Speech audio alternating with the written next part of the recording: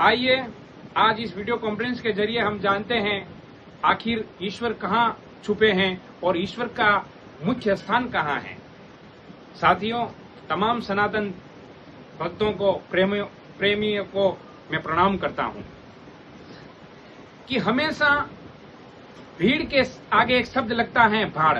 जो ज्यादा भीड़ में रहता है वो हमेशा भाड़ में जाता है। इसलिए जितना हो सके आप समाज के अंदर भीड़ से बचो। तो भगवान ने वो ही किया है, क्योंकि भगवान ने सोचा कि लोग मंदिर से लेके बड़े बड़े पहाड़ों से लेके केदार बद्री पर वो जाके बसे तो वहां भी पहुंच गए, वो अमरनाथ में जाके बसे तो वहां मानवता पहुंच गई, और वो लास्ट में कैलाश में गए तो कैलाश में भी वहां पहुंच गए। तो फिर उन्होंने सोचा यार ये इंसान, ये मानवता तो कहां कहां हमें ढूंढ के पहुंच जाती है। अब हम ऐसी जगह छुपेंगे जहां कोई नहीं पहुंच पाता और जहां कोई जानता भी नहीं, और जानता है तो मानता नहीं। तो उसी पर एक प्रसंग, छोटा सा एक कथा है कि जो ये अपना सूरत देख रहे हो ना, सूरत जहां साड़ियों का व्यापार, विश्व का व्यापार होता है, जहां शादीशुदा में साड़ियां लेने जाते हैं लोग, उसी समय एक व्यापारी आता और वहां लुटेरे कुछ रहते हैं। उनको मालूम है बड़े बड़े लोग आते हैं यहाँ पैसों की गड्डियां लेकर साड़ियां लेने और हम उनको लूट लेंगे। उसी में एक व्यापारी आया अपनी पैसे की गड्डी लेकर, 50,000 की, लाख रुपए की साड़ी लेनी है। तो उसी के साथ में एक मामा फूफा ऐसा करके कुछ, हम जैसे हम ट्रेन में बैठते हैं कैसी पहचान होती है, उसी में एक उसने पहचान बना ली। और पहचान बनाने के बाद जब वो आपस में मिलजुल के बातें करने लगे, मेरी भी बेटी की शादी में आया हूं, मैं साड़ी लेनी है। वो एक व्यापारी ने कहा मेरे बेटे के शादी में मैं साड़ी लेने के लिए आया हूं, चलो हम एक कमरा ले लिया जाए, उसी में हम रहेंगे और फिर सुबह उठ के हम मार्केट करने निकल जाएंगे। पर एक चोर, एक साहूकार था। साहूकार को पता हो गया कि इसको कोई साड़ी नहीं लेनी है, ये चोर है। अच्छा, रात्रि हुई, कमरा लिया, दोनों जन रहने गए।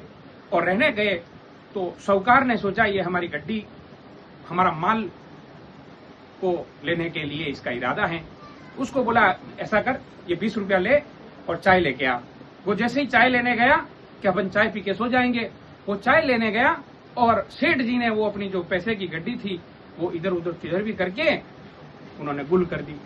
वो चाय लेके आया, चाय पिए और सेठ जी खराटा लेकर सो गए।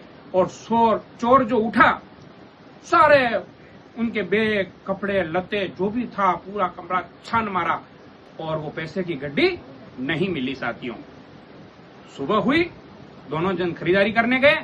सेठ जी ने अच्छा 50,000 लाख रुपए का माल खरीदा और पैसे गिन के दिए।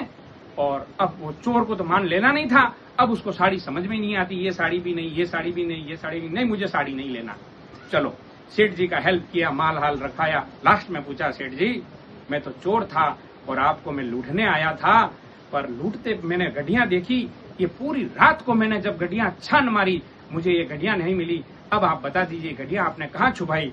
उन्होंने बोला बेटा मेरे को पता ही था कि तू चोर है, पर ये गड्डियां मैंने जब हम रात को सोए थे, तेरे जो तकिया होता है ना, तू जो सोता था उस तकिए के नीचे ही गड्डियां रखी।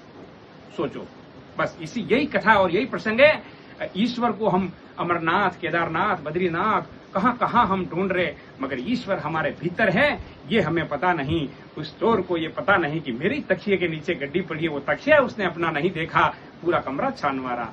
तो हरि बोल, फिर अगले समय में कोई अच्छे वीडियो के साथ। तो हरि बोल, हरि बोल। एक शायरी मेरी इस पे कि राम का नाम लेकर जहर पीने वाले, राम का नाम लेकर जहर पीने वालों का बाल भी बांका नहीं होता, और जो अमृत का कलश अपनी नाभि में रखने वालों को भी राम मार देता है। हरि बोल, हरि बोल।